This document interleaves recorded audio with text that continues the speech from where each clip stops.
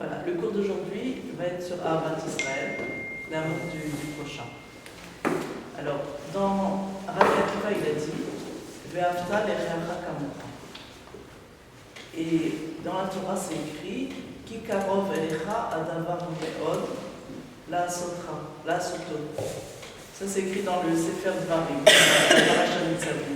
c'est écrit Ki karov elecha, ça veut dire que la chose, c'est-à-dire le fait d'accomplir les mitzvot, la Torah, c'est très très proche de toi. Ça veut dire c'est très facile. Et Hillel Azaken, il a dit que Ve'afta le'reacha kamocha, c'est une grande généralité dans la Torah, Zeklal Gadol la Torah, et tout le reste de la Torah, ce n'est qu'une interprétation de cette phrase Ve'afta le'reacha kamocha. C'est ça la phrase principale. Le passage principal, tout le reste c'est interprétation de ça. Et ensuite on nous dit que cette chose elle est très facile. Alors ça veut dire en deux mots, ça veut dire en d'autres termes, que d'aimer son prochain c'est une chose très facile. Et pourtant on voit que c'est pas du tout facile, c'est très difficile, c'est même presque impossible d'aimer son prochain comme on s'aime soi-même.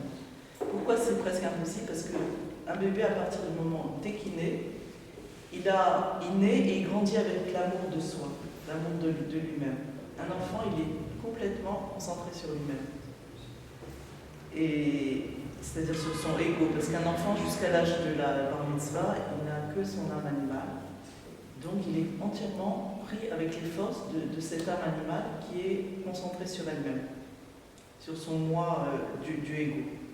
Et donc c'est pas naturel d'aimer l'autre d'une façon... c'est-à-dire, si on prend le départ d'un juif, quand il commence, jusqu'à l'âge de la bar mitzvah, c'est pas naturel chez lui, puisque la seule personne qu'il aime vraiment, un enfant, c'est lui-même. Sa mère. Il aime sa mère par rapport à lui. Il est concentré, surtout un bébé, concentré entièrement sur lui-même. Et sa mère, elle fait partie de lui, mais c'est par rapport à lui. Mais non, pour arriver à aimer, donc naturellement, on n'aime pas. Puisqu'un enfant, il n'aime pas à part lui. Donc, pour aimer l'autre, c'est quelque chose qu'on doit apprendre. Et on doit faire des efforts. Et on sait pourtant que les choses naturelles, elles sont plus fortes que les choses qu'on a acquises. Donc, encore une fois, on se demande comment on nous dit que c'est très proche de toi. Comment on nous dit que c'est très facile d'aimer. C'est pas parce que tu as dit que quand on est soi-même, alors c'est naturel d'aimer. Oui, non, mais l'enfant, on parle maintenant d'un autre niveau. Quand on dit naturellement, ça veut dire pas dans notre profonde nature. Naturellement, c'est-à-dire du point de vue du ego, un enfant, naturellement, s'il ne travaille pas après son moi profond, c'est-à-dire comme il est de façon naturelle, quand on dit naturel, c'est le ego. C'est la première, comment on dit, c'est la première nature, quoi. La chose première qu'un enfant il est, c'est d'aimer lui-même. Alors c'est naturel avec l'ego ou c'est naturel d'aimer? Non, le naturel superficiel, c'est d'être avec son ego. Non, le naturel le plus profond du juif, c'est d'aimer véritablement. Mais ça ne vient qu'avec un travail, de découvrir son moi profond. Mais sans travail, la chose qui est naturelle sans travail, c'est d'aimer soi-même. Et encore une fois, c'est pas que l'enfant, parce que si on n'apprend pas la Torah, si on n'apprend pas comment aimer l'autre, un homme, il va grandir et il va toute sa vie être concentré sur lui-même. Et n'aimer que lui-même, même s'il est marié, même s'il a une femme et des enfants, il va les aimer, mais en vérité à travers lui. C'est ce qu'on a dit dans les cours de couple. C'est-à-dire on peut très bien croire qu'on aime quelqu'un, mais en vérité, c'est encore une fois, on n'aime que soi. Et la personne, elle nous aide à s'aimer encore plus. Donc, Hillel Azaken, il a dit ça, on parlera de ça, mais c'est vraiment, sans travail, c'est ce qui se passe. Partout, il faut travailler. Ouais. Ce travail. Tout s'acquiert avec un travail. Alors, Hillel Azaken, donc il a dit Ve'afta le'reacha kamocha, le reste n'est que commentaire. Pourtant, Tarles, qu'on voit dans les mitzvot, il y a la plupart des mitzvot, elles n'ont pas aucun rapport avec l'autre. Il y a beaucoup de mitzvot qui sont entre moi et Dieu. Donc comment ça se fait qu'il a dit que tout le reste de la Torah c'est que commentaire, alors qu'on sait très bien que la plupart des mitzvot elles sont entre moi et Dieu. On est partie de Dieu, alors on Dieu, c'est... Attends, je me pose des questions là, je ne réponds pas encore. Alors, une autre question. Tous les matins, avant la tefila, on dit Areni mekabel alay mitzvah shel ve'afta l'elecha kamocha. Et ensuite, on commence la tefila. Ça veut dire quoi? On dit, avant la tefila, juste avant de commencer la tefila, dans le Teilat Hashem, on dit Areni mekabel alay, je prends sur moi la mitzvah d'aimer mon prochain comme moi-même. Et ensuite, on se concentre sur notre relation avec Dieu. Alors, où il est le prochain? À quoi ça sert de dire ça, alors qu'après, on est complètement seul avec Dieu? Donc ça, c'est une autre question. Et encore une dernière question. Pourquoi Al-Hillel Azaken, il n'a pas dit seulement Ve'afta l'elecha kamocha, c'est-à-dire il a interprété, que le reste c'est l'interprétation, il a dit encore plus, il a rajouté Ma shesanu alecha al tase lechavercha. Ça veut dire ce que tu ne fais pas à ton prochain, ce que tu n'aimerais pas qu'on te fasse, ce qui est détestable chez toi. Voilà, donc ça c'est les questions, maintenant on répond. Alors, on dit que le peuple juif, il est comme un corps. Ça veut dire qu'il y a des juifs qui sont tête, ça veut dire des juifs qui sont plus dans l'intellectuel, qui sont plus portés à étudier. Il y a des juifs qui sont cœur, qui sont le corps, qui sont plus avec le regesh, avec les sentiments. Et il y a des juifs qui sont plus les jambes, ça veut dire qu'ils sont plus dans l'intellect, ils sont plus portés à l'action. Tête, c'est spirituel. Hein? Tête, c'est la spiritualité. Tête, oui. Et dans la tête aussi, il y a des gens qui sont plus, bon, je ne sais pas les détails, mais disons entièrement, on a un corps entier. Il y a des juifs qui sont plus main droite et d'autres qui sont plus main gauche. C'est très serre. Oui, si, tout est relié. Il y a des juifs qui sont précèdes, la main droite c'est précède, des juifs qui sont forables, la main gauche, des juifs qui sont plus pied droit, pied gauche. Enfin, entièrement, quand on prend tous les juifs, on fait un corps. On est un corps.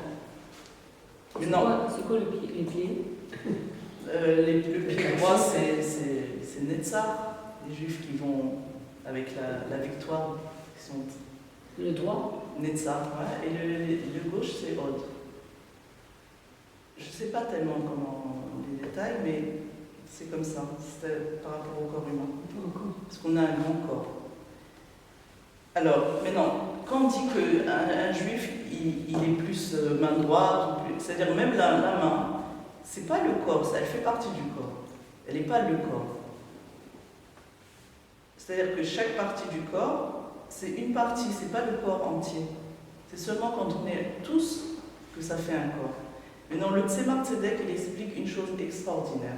On a vu aussi dans la science, dans la médecine, que tout membre inclut en lui tous les autres membres. Chaque membre, si tu prends un membre, par exemple les pieds, on sait que dans les pieds, il y a tout le corps entier. L'oreille aussi. Dans les oreilles, Oui. dans l'œil. Ah, dans l'œil aussi. Oui, dans l'œil et dans l'iris. Dans l'iris, tu vois tous les irisologues, ils utilisent l'iris pour C'est un voir. petit peu la médecine chinoise, mais parce qu'il y a Oui. tout le corps. Dans la main aussi, il y a tous les membres du corps. En tout cas, il dit que tout membre, il inclut en lui tous les autres. Encore plus que ça, chaque cellule, elle a en elle le même programme génétique, l'ADN. Elle est dans chaque cellule. En vérité, dans un corps, on voit une multitude de détails, mais on découvre que chaque détail de ce corps, il contient tout le système entier. Maintenant, on sait que tout corps, il vient au départ d'une goutte de semence. C'est-à-dire que, comment on commence notre vie? On commence par une cellule unique, qui a la spécificité de ne pas en avoir de spécificité. C'est-à-dire qu'elle est tout. Elle est tout et elle peut être tout. La première cellule. Ça s'appelle les premières cellules. La première cellule, c'est une cellule souche. Ça veut dire qu'elle peut être tout. Ensuite, elle commence à se diviser et ensuite, ça commence le tri. Ces cellules elles vont être pour la tête, ces cellules pour les yeux, c'est-à-dire le tri commence. Mais chaque cellule, elle comporte en elle le souvenir de la première cellule. Une petite parcelle. Un souvenir, ça veut dire, parce qu'en fait, avant, elle était avant qu'elle se multiplie, toutes les cellules, en fait, elles venaient d'une seule cellule, de la première. Donc elle garde en elle le souvenir d'avoir été une fois une cellule qui n'était en fait pas spécifique. Alors maintenant on en vient à nous. Chacun de nous, en vérité, on est une partie d'un tout. Comme les cellules, après quand elles se divisent, elles viennent de la première cellule, mais ensuite qui s'est divisée en plusieurs. Chaque juif, c'est exactement avec le même principe. On a le souvenir de quand on était un, parce qu'on était un ici. Comme toutes les cellules, elles étaient une cellule au départ, chaque juif, chacun de nous, au départ, on était un. Ensuite, on s'est divisé en plusieurs. Ça veut dire qu'on était un, ça veut dire quoi? On était quoi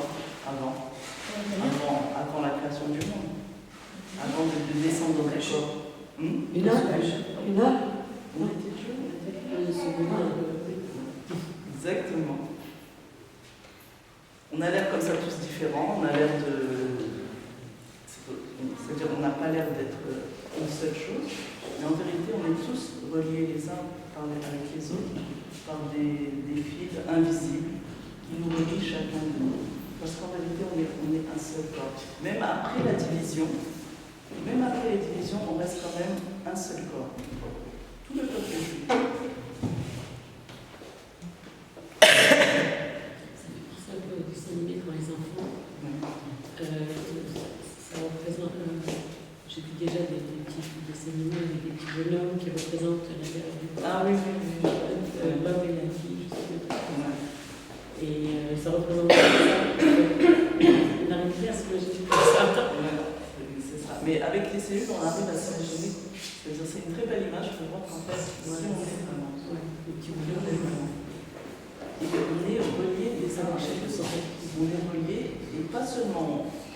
C'est pas une image. Non, c'est pas une image. C'est pas une image. On est relié, ça veut dire que les actions des uns ont une répercussion sur tout le monde. Les actions de chacun de nous, même si on ne les voit pas, ça se sent pas, on n'a pas l'impression du tout.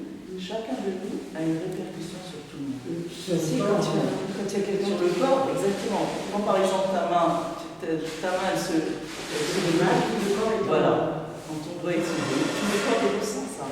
Et il met tout en fonction pour. Exactement. Ça veut dire un juif qui fait quelque chose de pas bien, alors, dans des actions, on ressent tous. Voilà, mais disons, venez, on parle positif. Alors, un juif qui fait une bonne action, Oui, voilà. la répercussion est sur tout le monde. Oui, le prix Nobel. D'abord sur nos proches, évidemment. C'est comme des cercles, comme ça, d'abord les proches, ensuite les moins proches.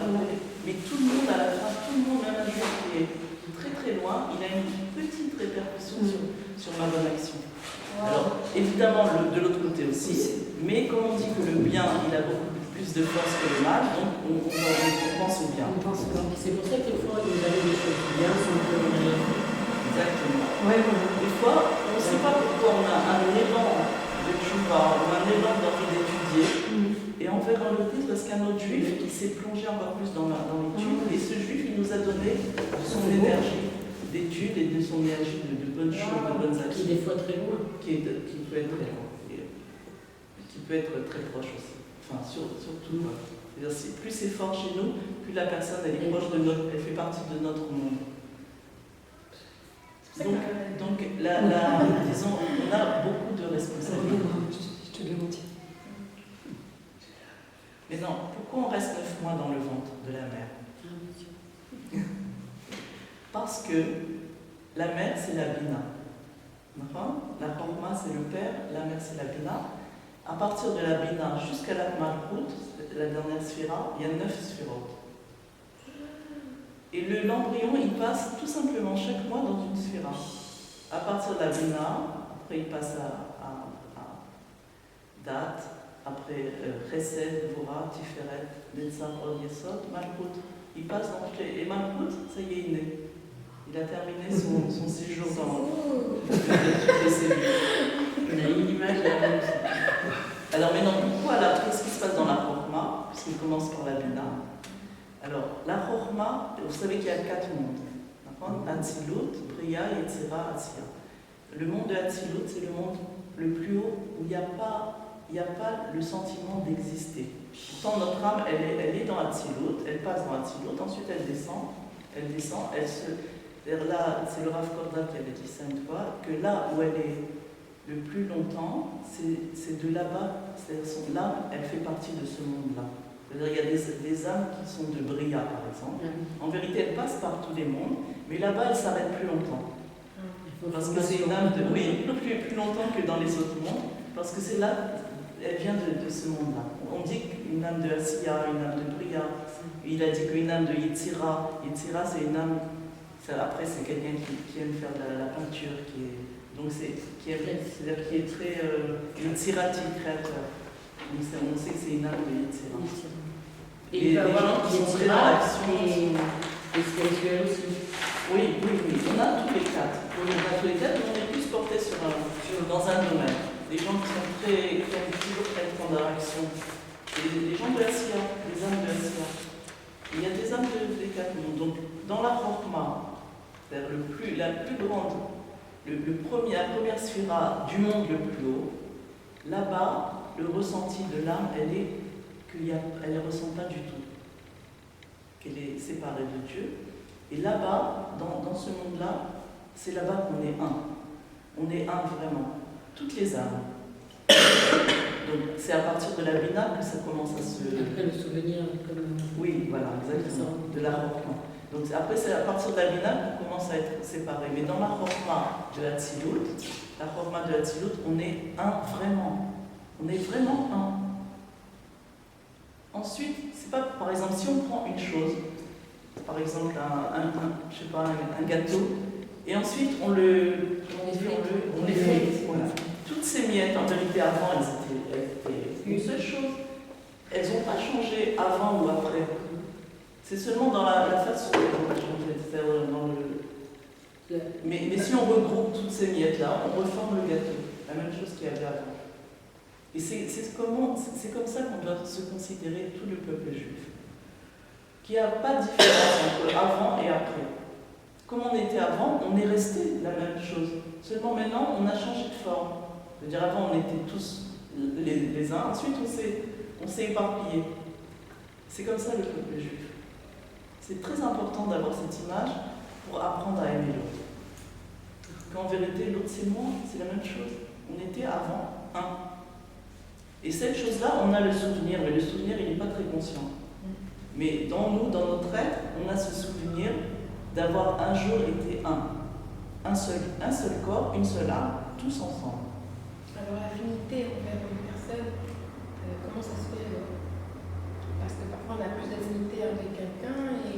Oui, parce qu'il y a des âmes sœurs, quoi. Enfin, il y a des parties d'âme et ces parties, elles sont encore des parties. Ça veut dire qu'on fait partie du même monde. Oui, exactement.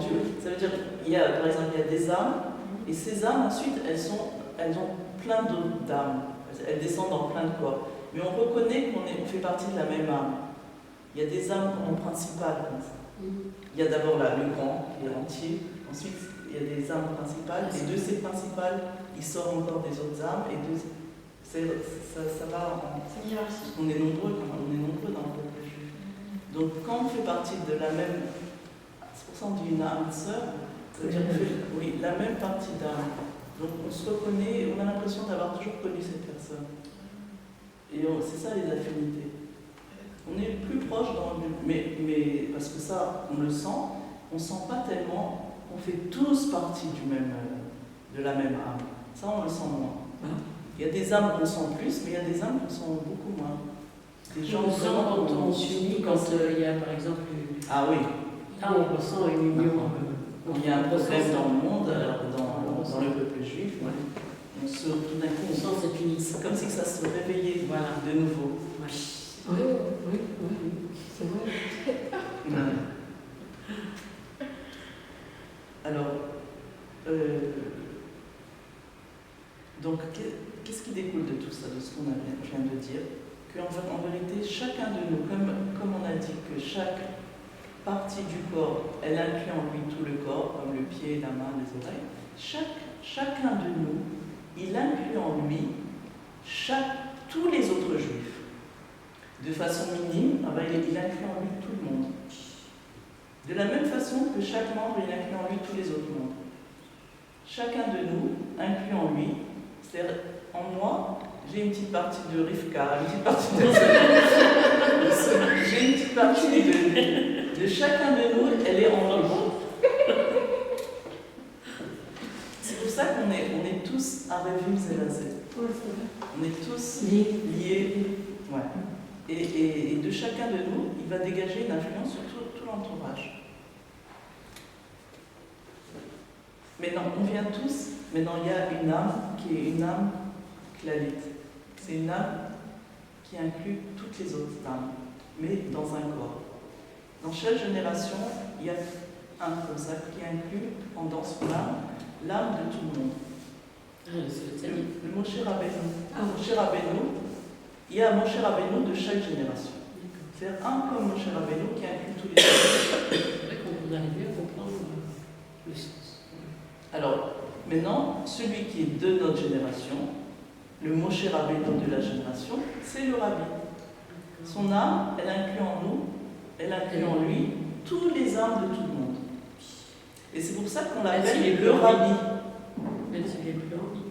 Non, c'est-à-dire il ne peut pas, mais ça c'est un autre sujet. Mais disons, c'est pour ça qu'on a dit le Rabbi. Pourquoi? Parce que Rabbi, ça s'écrit Resh, Bet, Yud.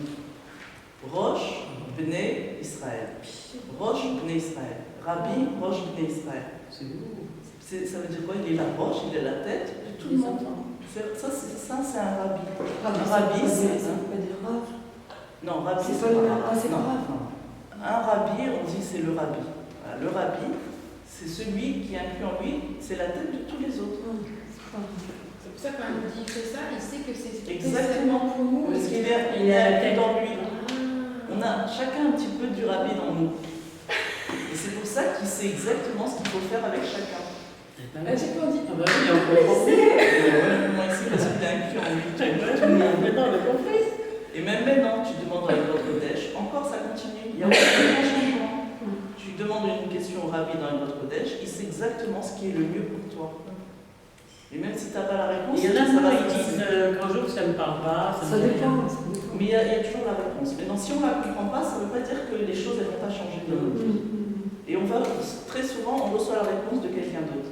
On la comprend plus tard. Ouais, on la comprend plus tard. Mais il y a toujours la réponse. C'est pas grave si on ne la comprend pas, on n'a pas besoin de comprendre. On continue avec ça. C'est-à-dire, des fois c'est très flagrant, des fois pas du tout. Donc même après la division de plusieurs âmes, on reste toujours une seule âme, celle du Rabbi en vérité. Celui le Nassi, le Rosh Bnei Israël de la génération. Chaque génération. Et il inclut en lui tous les autres Nassi qu'il y avait depuis Moshe Rabbeinu. C'est pas, il a en lui le Rabbi d'avant, celui d'avant, celui d'avant, celui d'avant, jusqu'à Moshe Rabbeinu. Donc le dernier, c'est celui qui inclut en lui tout en vérité. Et il y en a plus, c'était bien compris. Non, ça c'est impossible, le monde ne peut pas tenir s'il n'y a pas un rabbi, parce que c'est obligé qu'il y ait un rabbi. Comme il n'y a pas eu de suite après le rabbi, donc en vérité, on sait aussi qu'un rabbi ne peut jamais, il n'y a pas chez lui, puisque son âme elle vient de Hatzilut directement, elle n'est pas passée par. Donc puisqu'elle vient de Hatzilut, là-bas il n'y a pas de fin dans le corps, c'est-à-dire la vie elle est éternelle.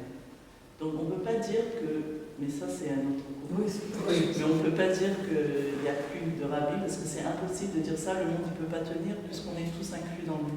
Et que s'il n'y a pas de juifs, il n'y a pas de monde, alors donc ça peut pas C'est tenir. peut-être, comme on a une partie de chacun, c'est peut-être parce que le monde est là que lui est là. Et il y a une partie de lui chez tout le monde. Mais aussi, Donc, il est là. il a aussi donc le corps aussi vient aussi de Hatzilut. Alors Son par rapport corps à aussi, Kadosh Baruch Hu, comment on peut se... Moshe Rabbeinu, l'intermédiaire entre Dieu et nous. C'est Moshe Rabbeinu. C'est Moshe Rabbeinu. C'est son nom, c'est les initiales de Moshe, son nom. Menachem. Ouais. Menedesh, c'est ça. C'est les initiales de Moshe, non? Non, ils m'ont tué. C'est Hachem. Ah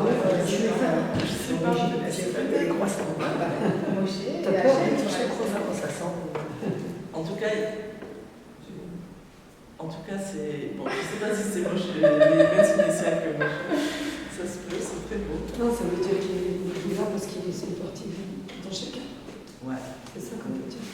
Mais il faut toujours mettre la différence. Parce que autrement, Entre quoi? entre Hachem et. Non, c'est-à-dire qu'un rabbi, en vérité, il est tellement annulé complètement qu'il est entièrement investi parce que nous aussi, on a tous l'âme élokite en nous. On a tous le divin. Voilà, mais c'est nous, ça, le divin, il est caché. Il est caché. Non, mais Ok. le divin qui est en nous aussi, on est fait de ça. On est fait de élokite. Mais on est caché, notre élokite qui est en nous, ce parti de divin qui est en nous et qui est tout, elle est cachée par notre ego. Et c'est pour ça qu'on n'arrive pas à vivre, on n'est pas dévoilé. C'est-à-dire Dieu chez nous, il n'est pas dévoilé. Tandis que chez le rabbi, tous les rabbis, le Dieu, il n'y a rien qui empêche de se dévoiler. C'est-à-dire que quand le rabbi parle, chaque mot c'est Dieu qui parle dans sa bouche, parce qu'il n'y a rien qui empêche. Comme Moshe. Comme Moshe Rabbeinu. Quand Moshe Rabbeinu il a dit la Torah, Ah oui. c'est Dieu qui a parlé. Oui. Donc toutes les sirotes, surtout les Mahamarim du rabbi, c'est en fait, quand on écoute un Mahama, c'est Dieu qui parle. Dans la voix du rabbi, c'est Dieu qui parle. C'est pas lui, le rabbi, Et dans il n'a chacun rien de nous. dit. Il n'a pas une personnalité qui empêche le dévoilement On dit que chacun de nous, ce qui chacun de nous. Mais nous, le problème c'est que nous, on a aussi notre âme animale qui fausse les choses. C'est tout le travail justement, c'est d'annuler cette âme animale pour que l'âme divine qui est en nous elle s'exprime. Moi je viens de l'autre. Moi, je suis bien Donc le rabbi, elle est exprimée. C'est pour ça que quand il nous dit quelque chose, c'est Dieu qui parle en vérité.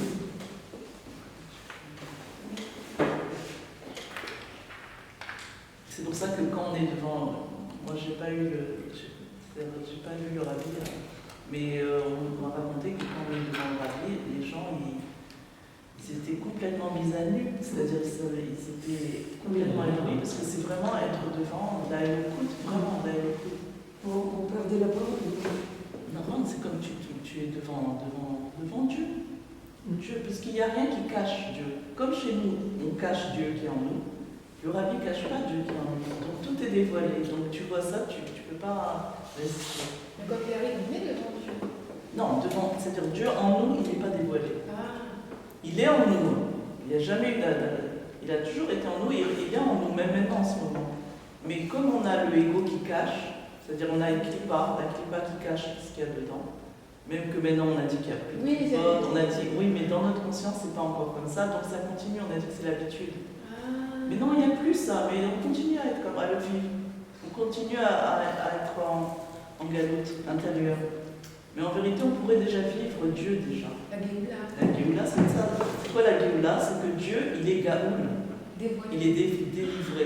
Le Dieu en nous, il est délivré. Il peut s'exprimer à l'extérieur. Là, il est enfermé en prison. C'est ça, d'être vivre la Géoula. C'est ça, vivre la Géoula.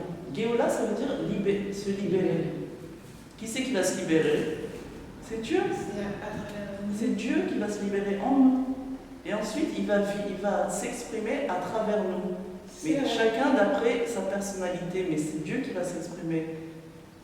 Mais quand on dit personnalité, c'est pas le ego. Personnalité, c'est disons la couleur qu'on a. Par exemple, si on a une bouteille rouge, on va mettre la même eau dedans. L'eau, elle va être rouge, mais en fait, c'est la même eau qu'il y a dedans.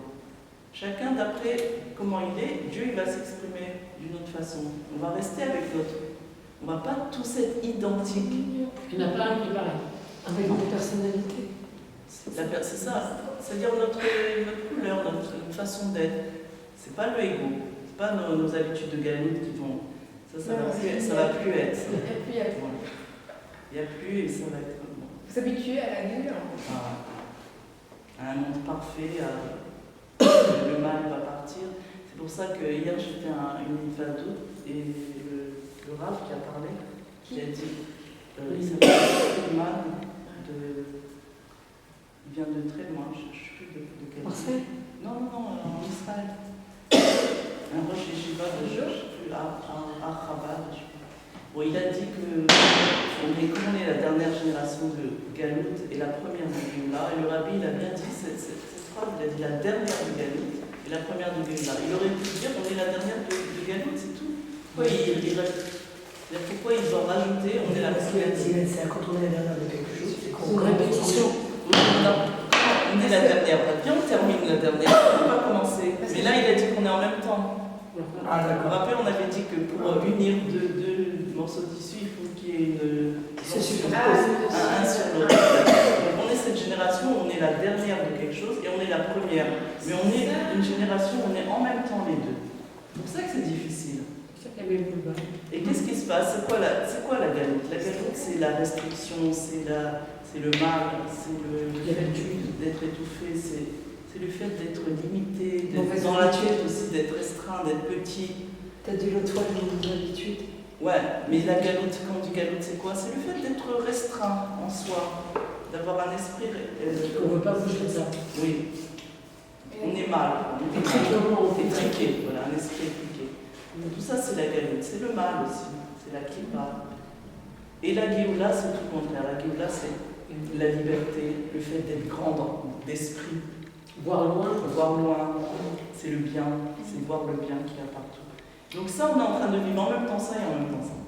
Alors comment ça s'exprime? Ça s'exprime que le mal, maintenant, il sait que c'est sa fin. Il sait que ça y est, il est en train de terminer sa carrière et il est en train, comme un animal qui est blessé, et les derniers, il est encore plus sauvage. Un animal blessé, c'est plus sauvage qu'un animal qui n'est pas blessé. Donc comme il est blessé, il va bientôt mourir, alors il est en train de, en hébreu c'est les shtolel, je ne sais pas comment on dit. Ah oui, affolé. Il est en train de se déchaîner. Ouais, déchaîner. Parce qu'il sait que c'est sa fin. C'est les derniers Instant de sa vie. un instant de sa vie. Donc, et en même temps, on voit des réussites dans tout.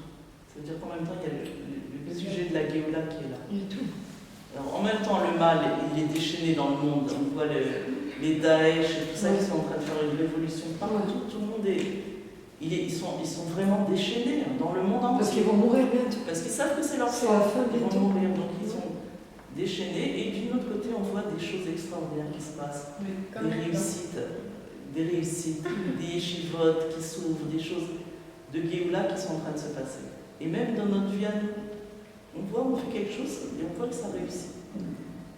Et en même temps, c'est-à-dire en même temps, il y a les deux.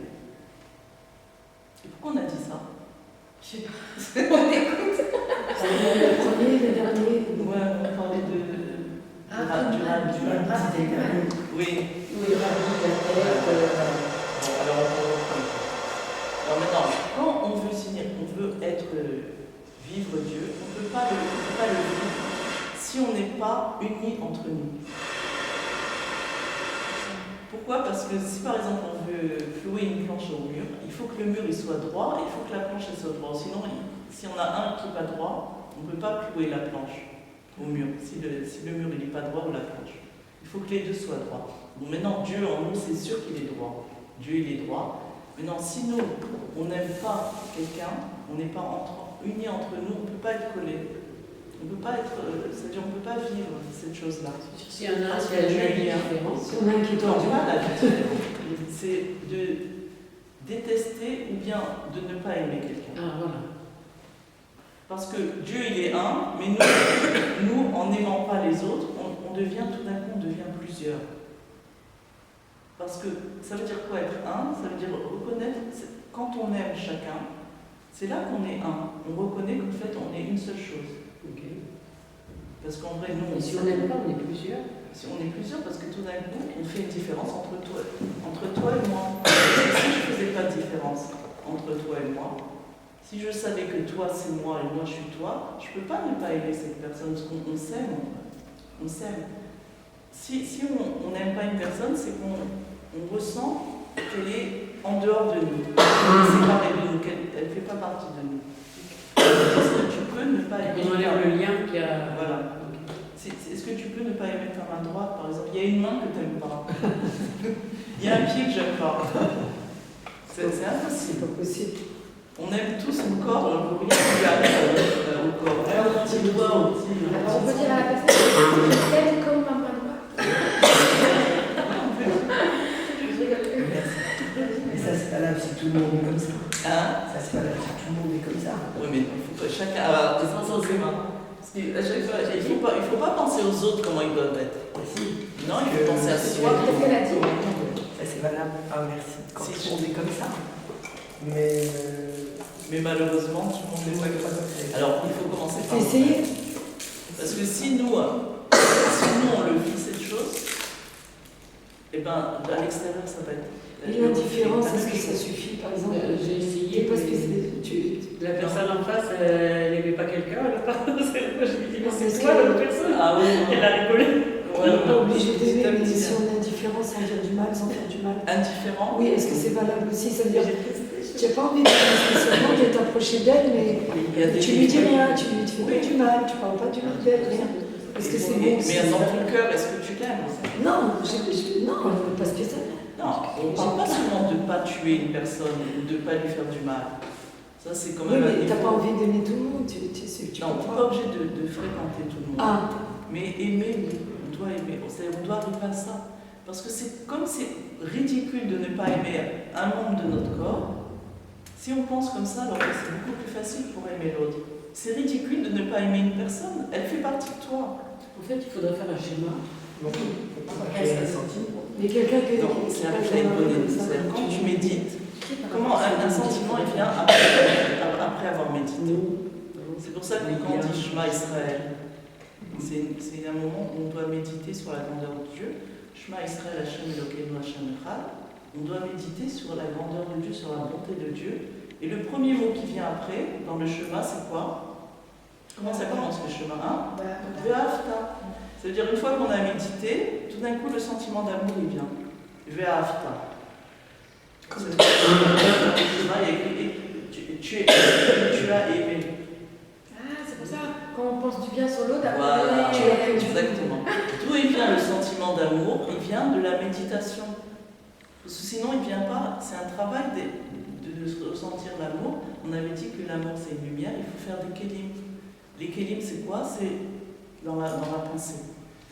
Quand tu penses, il n'y a pas une personne, tu te dis, mais c'est complètement ridicule. Elle fait partie de moi. C'est un petit bout de moi. C'est un petit bout de moi. Comment je peux ne pas l'aimer? Oui, mais s'il y a des paroles qui ont blessé ou qui ont fait mal à la dans personne. lui-même, sans ça, quelqu'un qui Elle passe passe comme ça, mal, comment tu peux guérir dans le En sachant, une chose que j'ai dit la semaine dernière, qu'en vérité, personne ne nous veut du mal. Ah, C'est seulement, on vit notre passé. On vit nos blessures du passé et on a le sentiment, c'est-à-dire on revit des choses, on a le sentiment que la personne, elle nous veut du mal. C'est une interprétation. Personne n'est ennemi de personne. Et parce qu'on est blessé et on revit la blessure maintenant, c'est-à-dire on a une blessure et la personne nous l'a réveillée, elle a mis du sel sur la blessure, alors tout d'un coup on commence à sortir de nous. Et elle, qui a aussi ses blessures à elle, du passé, elle voit ça, alors voilà, c'est comme ça les conflits. Mais si on savait que personne ne veut blesser personne, que personne ne veut du mal à personne, alors il n'y aurait pas tous ces conflits. Parce qu'en vérité, il n'y a rien. Il n'y a rien du tout. Il y a un autre rebelle que je vois. On dit que, vous venez de dire ça maintenant, on dit que même par exemple quelqu'un qui donne des doigts à la personne, ça vient de Dieu aussi. Parce qu'il veut lui faire passer un message. D'abord, oui. D'abord, c'est pas la personne, c'est Dieu. Voilà. Et même ça. Alors comment on peut La première chose, les deux choses en oui, même temps? c'est un message, mais le message il peut être oublie ton passé. C'est-à-dire pas oublier ton passé. Il faut. Il y a Oublier son passé et en même temps voir l'autre comme. ne pas être blessé, comme un chaliard de Dieu. ne pas être blessé. En même temps. Mais c'est quoi qu'il veut lui dire, ce chaliard? Il veut lui dire t'es encore blessé, alors essaie de comprendre qu'est-ce qu'il veut. La personne, elle lui dit ce message-là. Tu as une blessure en toi, il faut que tu comprennes d'où ça vient. Ne pas s'impressionner. Ne pas s'impressionner, mais aussi comprendre que j'ai encore du travail à faire. Savoir où on en est. C'est pas pour rien qu'elle a envoyé ce film. Alors, une fois, il y a un chaliard qui devait partir en Shkérout. Très très loin, c'était il y a très longtemps, donc il nous a raconté hier ça.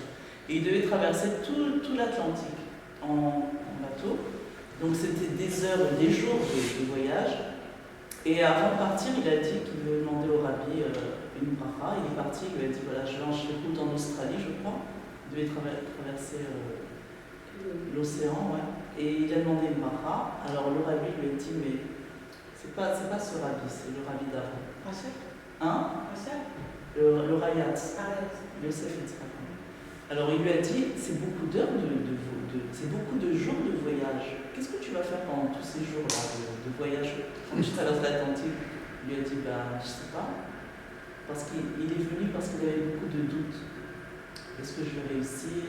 Est-ce que je suis capable? Est-ce que je suis à la hauteur? Est-ce que je pourrais faire tout ce que le rabbi attend de moi? Plein de doutes sur lui-même. Alors le rabbi lui a dit tu sais ce que tu vas faire pendant toute cette traversée? Tu vas penser à tous ces doutes, parce que évidemment le rabbi sait que la personne a tous ces doutes-là, tout ce que tu penses sur toi, tout ce que tu médites, tu vas les prendre, tu vas les mettre dans un sac, tu vas fermer ce sac avec une ficelle et tu vas la jeter à l'eau. Alors il a dit, c'est ce qu'il faut faire avec chacun de nous, c'est-à-dire on doit méditer sur je veux être accepté, j'ai peur d'être jeté, toutes ces choses-là qui nous font vivre une sale vie. Toutes ces choses, on doit les mettre dans un sac. Il a dit, si vous avez de la chance d'être un Italien, vous avez la mer, parce que lui, il n'a pas la mer. Il doit voyager pour. Vous prenez ça, vous mettez dans un sac, vous fermez très très très fort, et vous jetez tout à l'eau. Parce qu'il y a le vrai tachelet, parce qu'en vérité, ça n'a plus lieu d'être. Tout ça, ça fait partie du passé qui n'existe plus. Et le problème, c'est qu'on continue à vivre ce passé. On continue. Il a dit une chose extraordinaire, il a dit, quand on a un petit bobo, on ne peut pas s'empêcher de le jeter. Et on sait que ça va nous faire encore plus mal, mais il y a une force qui nous pousse à se faire du mal un petit peu. Non, parce que ça fait du bien au début. Mais si on continue quand même. Se faire du mal, c'est aussi une façon d'exister. Une mauvaise habitude. C'est aussi une façon d'exister. C'est un ressenti aussi. Un mauvais, c'est un ressenti. Et c'est à quoi on est habitué. C'est-à-dire on est habitué à exister d'après notre. C'est-à-dire on est attiré. Et le monde, il est facilement mal que bien. Malheureusement. Mais là, c'est c'est juste apprendre parce que le monde, il nous porte à ça. C'est-à-dire tous les radachos, tout ça, il nous porte à être plus. On est plus attiré malheureusement par les mauvaises choses. Il a dit aussi une dent qui bouge.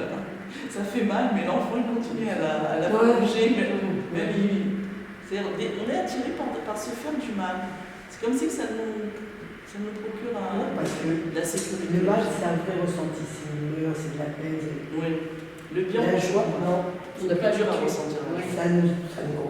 Quand on a mal, on prend plus de suite. Et on vient aussi. Quand on a de la peine. C'est plus immédiat en fait. Et alors on a besoin c'est vraiment physique. Oui, on a besoin de le bien, on ne sent pas. C'est plus immédiat le mal, je crois. C'est plus immédiat. À part des gros événements, mais toutes les petites joies qu'on peut avoir tous les jours, elles passent inaperçues en fait. Il n'y a pas de ressenti physique. Ouais. Et c'est ça qu'on recherche. Le ressenti physique. Oui. D'ailleurs, c'est une question de me poser à quoi ça sert, puisqu'on était un. Oui. Et qu'on était nés en fait. Pourquoi il nous a dispersés comme ça? Il nous a fait quel intérêt? C'est quoi la mission? La volonté de Dieu, le désir de Dieu, c'est une tava. Et on dit que sur les désirs, on ne pose pas de questions, c'est comme ça qu'on dit. Une tava de Dieu, de résider dans un monde intérieur. Et pour ça, c'est un désir. La phrase en hébreu, c'est Nitava Kadosh Baruch Hu, li anjo dira le tartonim. C'est-à-dire, il a eu un désir de résider dans les mondes inférieurs, qui est le monde matériel. Et il a voulu comme ça. Et pourquoi? On ne sait pas. Sur un désir, on ne pose pas de questions. C'est pour ça que sur l'état vote, on ne pose pas de questions. Donc, on part de ce principe que c'est comme ça que Dieu l'a voulu. Pourquoi? Alors, il y a plein d'explications, mais le mieux, c'est la facilité de dire. Sur cette base-là, on ne pose pas de questions parce que c'est un tava. Et sur une tava, quand tu as envie de quelque chose, un désir de quelque chose, tu ne peux pas expliquer pourquoi. Tu as envie comme ça, c'est tout. Tu ne peux pas t'expliquer. Il n'y a pas d'explication. Ça peut être ça, mais quand tu veux quelque chose, tu désires quelque chose, tu le désires et c'est tout. Tu ne sauras pas expliquer. Bien sûr qu'il y a une explication, mais on n'a pas besoin pour l'instant de ça. Ça ne veut pas dire qu'après nous, il n'y aura pas autre chose. C'est pas. Non, c'est terminé. C'est-à-dire, Pas Dieu il s'est le investi. désir. Non, c'est tout. C'était le désir jusqu'à la fin des temps. Et après, évidemment, on va retrouver ce Echad là, dans la conscience, mais dans des corps différents. Mais la conscience de Echad, on va la voir. On va se sentir, quand tu vois une personne, tu vas sentir vraiment qu'elle est toi. Mais dans des corps différents, on va rester dans le corps, à l'éternité. Voilà, on vivra quand même dans ce monde. Dans ce monde matériel, parce que c'est que Dieu l'a désiré, donc il ne va pas marcher. Donc on ne reviendra pas à l'état comme tu dis. Non. Si, dans la conscience. Si, mais si. Dans la conscience, Dans la conscience. le matériel il est ce qu'il est, mais si le but en fait, C'est de retrouver. Voilà. De retrouver la conscience humaine. Initial. Voilà.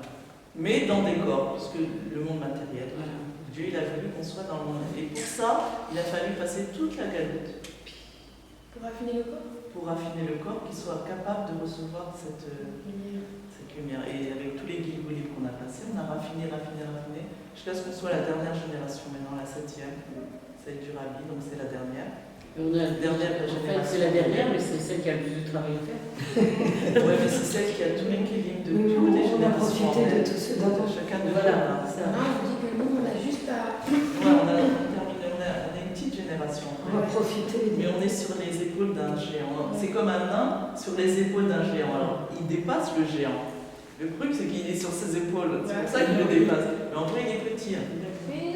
Il est tout petit, mais il a le mérite d'être sur les épaules d'un géant. Il faut le reconnaître, parce que si on croit que c'est nous, Voilà. on fait tout. Donc, qu'est-ce qu'on a dit? On a dit qu'on ne peut pas dévoiler en nous Dieu qui est en nous, seulement si on ressent, aujourd'hui encore, c'est-à-dire même maintenant, on doit ressentir le plus possible l'art d'autre, le fait d'être uni. Ouais, ici c'est clair. Et maintenant, on comprend pourquoi, avant la tfila, on dit Areni mekabel alay mitzvah taseh shiva taveracha kamocha. Pourquoi? Vous avez compris maintenant pourquoi? Parce qu'on ne peut pas être uni à Dieu, on ne peut pas être un avec Dieu si on n'est pas uni avec les autres juifs dans le cœur. Et vice versa. Mais nous, on veut, imaginez par exemple une personne qui en veut à une autre. Elle veut être unie avec Hachem, mais l'autre non. Comment ça se passe? Inconsciemment. Inconsciemment, elle lui en veut. Donc moi, je veux être unie avec elle. Ça suffit que toi, tu vas être uni avec C'est elle. toi qui fais tout le travail. C'est toi. Si toi, vraiment... Donc je me l'éloigne pas d'Hachem.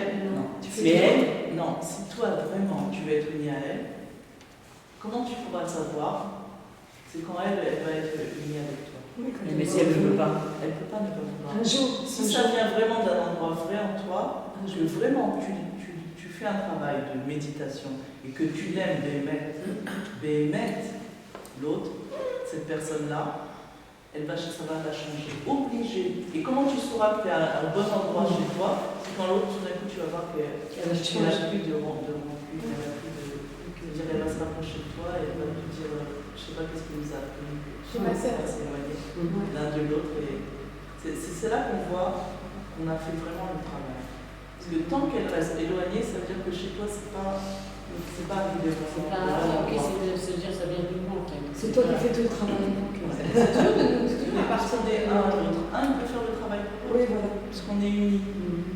Si on est unis par des fils, quand toi tu vas quelque part, tu entraînes l'autre aussi. Parce que tu es uni avec lui. Si tu l'entraînes pas, c'est que toi, tu n'as pas bougé en vrai. Tu n'es pas parti là-bas. C'est faux ce qu'elle a dit. Oui. Mais je n'avais pas compris comme ça, moi. Que quand. T'as vu ce Non, qu'elle a j'ai pas la dernière phrase. Non, si on est unis vraiment par une corps, par exemple. Maintenant, quand je vais à un endroit, je t'entraîne avec moi. Parce qu'on est reliés les deux. Et si toi, tu n'as pas bougé, c'est que moi, je n'ai pas été là-bas. C'est-à-dire, j'ai cru que je suis partie, mais en vrai, je ne suis pas partie. T'as vu, c'est fort. Ça veut dire que si l'autre est là-bas, c'est que nous sommes là-bas. Tu n'as pas fait le travail. On ne peut pas dire moi j'ai fait le travail, mais elle non. C'est pareil pour le mari, on ne peut pas dire moi j'avance, mais lui il reste. C'est pas Non, vrai. non. Tu l'auras entraîné avec toi. Ça veut dire qu'il y a quelque chose encore chez toi qui est Par la force des choses, naturellement, si on peut dire presque. normalement. On ne peut pas être bon et ne pas entraîner les autres. Voilà. C'est obligé. On émane, Oui, il y a on quelque chose qui est obligé. émane de nous. C'est jamais perdu comme travail. Et on ne doit jamais penser à l'autre. Pourquoi l'autre il est pas en doute? Ça veut dire qu'il faut toujours penser à soi pour faire le travail. Pas, oui, moi je veux, comme tu as dit Sonia, moi je veux bien, mais lui, lui il veut pas. Alors, non, c'est pas possible. Car si nous on le fait, forcément ça agit sur nous. Obligatoire. En réalité, on va s'occuper. Bah oui. Quoi? On va s'occuper. Si toi tu fais, tu dois y T'occupes pas de ça. Oui. Bah oui, on a un boulot à faire soi. Ils mettent automatiquement. C'est un travail de diffusion en fait. Oui, en fait, C'est sans parler, tu vois. Oui, C'est ça tout se en fait seul. les gens, le sentiment. ça se diffuse C'est la automatiquement. bonté. Voilà, De toute façon, une tu es personne attiré par cette personne parce que tu sens qu'elle Bon, on est forcément attiré par des gens gentils, de toute façon. C'est comme en hiver, on est attiré par le soleil. Bah oui, c'est On a envie du soleil. quelqu'un qui fait la tête comme ça, qui t'envoie une vanne, Ouais. tu t'en vas, tu souffles, change de café. Mais non, de quoi on a peur? Le plus, on a peur. Mais on a peur que les autres, ils voient nos défauts. Mais ça dit que c'est pas à nous, c'est des fois. D'accord. C'est l'autre. Oui, ça c'est quand on a fait. Moi je dis ça maintenant, ça va pas. C'est l'autre. C'est l'autre. Mais C'est disons l'autre. avant qu'on vit. Pourquoi en vérité, nous on arrive quand même à vivre avec les fautes qu'on a fait ou avec nos. On arrive, on ne sait pas pourquoi, parce qu'on se trouve toujours Des excuses. des excuses et des justifications. Pourquoi? Parce qu'on dit alcool pécha et chassé à bas. Ça veut dire qu'on s'aime tellement depuis qu'on est né, on a tellement l'amour de soi que l'amour est aveugle et qu'on arrive à, on arrive à justifier nos mauvais comportements ou nos mauvaises actions, nos mauvais. Heureusement, sinon on vivrait avec culpabilité permanente.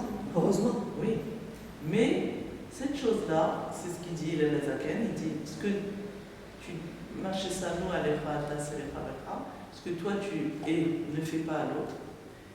Ça vient de ça, c'est-à-dire si toi tu arrives à te trouver des justifications à tout ce que tu as fait, tu fais de mal, et donc tu continues à t'aimer quand même. C'est l'amour de soi, d'accord, c'est pas cet amour qu'on veut, mais quand même on a un amour de soi. Alors on doit faire la même chose avec l'autre. Ça veut dire, de la même façon qu'on arrive à trouver des justifications, pourquoi on a fait ça, mais non, si la personne, elle ferait exactement la même chose que moi, alors je dirais, mais c'est vraiment un culot. Ce qu'elle a fait, c'est vraiment pas acceptable, mais si j'avais fait la même chose, je me serais trouvé plein d'excuses. Oui ou non? Bah oui, c'est comme ça. C'est comme ça. Alors ce qu'il nous dit, Azaken, il nous dit exactement de la même façon que tu te trouves des excuses, des justifications, et tu en as plein, et tu arrives à être en paix avec toi-même, de ce que tu as fait en général, alors fais la même chose avec l'autre. Alors maintenant, c'est écrit dans la Torah qu'un animal avec un défaut, on ne pouvait pas l'amener au korban. On ne pouvait pas le sacrifier quand il avait un défaut. Et en vérité, le korban, c'était à la place du juif, c'est-à-dire qu'il sacrifiait un korban, c'était à la place d'être sacrifié lui-même pour des fautes que le juif il avait fait. Et c'est quoi? C'est-à-dire, c'est quoi? Donc, si c'est à notre place, on peut dire que nous, on n'a pas le droit d'avoir un défaut. Alors, c'est quoi avoir un défaut? On a dit que, par exemple, si quelqu'un qui ne fait pas Shabbat, ça ne s'appelle pas un défaut. Quelqu'un qui ne mange pas cachère, ça ne s'appelle pas un défaut. Alors, c'est quoi un défaut? Mais c'est quoi le mot défaut en français? Ce qui nous manque. C'est un manque. C'est un manque. Une mauvaise mesure. Hein? Une mauvaise mesure. Oui, C'est ce qui nous il y manque. a un manque. C'est quoi un défaut? Midara. C'est quoi un manque? C'est-à-dire tu as un manque en toi. Et donc tu ne peux pas être sacrifié. Ça veut dire que tu ne peux pas en fait être pardonné. C'est quoi ce manque-là? Qu'est-ce qu'on avait dit tout à l'heure? Qu'est-ce qu'on a inclus en nous? Tous les juifs. Maintenant, si je déteste une personne, qu'est-ce qui se passe par rapport à moi? Qu'est-ce que j'enlève de moi? Un juif. Donc qu'est-ce que je vais faire quand je vais l'enlever de moi? Un trou. Un trou. Ça veut dire un défaut, un manque. Et c'est ça qui n'est pas valable dans le. On va commencer avec tout le monde. Je crois qu'on risque bien. On va devenir des fous à Parce qu'on n'a pas envie de trop de partout. Mais c'est ça, exactement, c'est du Il y en a qui n'ont pas le droit. Tendance. Les gens sont un peu affolés. Il y en a qui ont fait la tout le monde, alors ils sont Il y remplis. a des gens qui vont en fait. C'est l'inverse. En France, Ils vont fuir en Corse. Moi j'étais en Italie aussi. Il y a des gens, je ne sais plus comment ils s'appellent, et ils sont dans la rue comme ça, ils vous attrapent, ils vous Ah envoient. oui, celle elle est connue, c'est la Votre sœur indienne. Elle fait un Non, câlin. c'est tout un groupe, ils font des un câlins. comme ça dans le monde entier. Oui, ils font des câlins, ça avait la mode. Et ils sont comme ça, bon, je sais plus. Ben, ça prouve que ça se répand. Ils se prennent dans les bras, ça 30 Et c'est pour secondes. rien comme ça, ils viennent. Ouais. Oui, ils se prennent dans les bras. Moi, ils s'embrassent même pas, Justine. Non, ils se prennent dans les bras. Oui, ils se prennent dans les bras. Que ça passe. Ouais, bah, c'est quelque chose qu'on. C'est parce qu'on parle de ça, parce qu'on est. C'est-à-dire, c'est vrai que ça. Il y a beaucoup de manques. Il y a beaucoup de manques. Ouais. Partout. Alors, donc, quand j'aime pas une personne, quand je pense du mal d'une personne, je sors de dedans moi. Je sors de dedans moi. C'est une personne qui était inclue en moi, et donc je deviens incomplète. Et je C'est pour suis ça qu'il y pas. a un malaise. Je suis pas apte à être sacrifiée. Ça veut dire que sacrifier, c'est Ça veut dire sans défaut. pardonner. Sans défaut. C'est-à-dire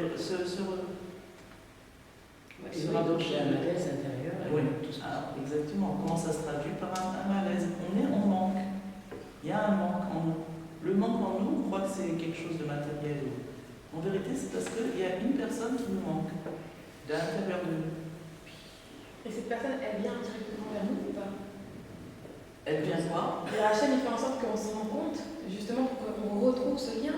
Dès qu'à partir du moment où tu vas penser à ça, tu vas méditer. Tu vas faire un Alors travail. bien sûr, elle va venir cette Bah personne. oui, ton travail.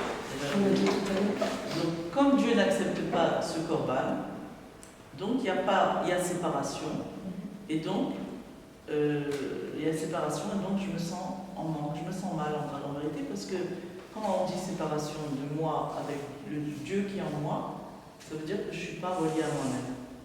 Je ne peux pas me relier à moi-même si il y a un juif que je n'aime pas. Ça veut dire pas que je dois l'aimer, mais pas détester. Oui, ce que j'allais dire, ça suffit de Pas détester, non, pas dans les actions, même dans la tête. Non, dans la je tête, ça l'aime pas. suffit de ne pas l'aimer. Ça suffit.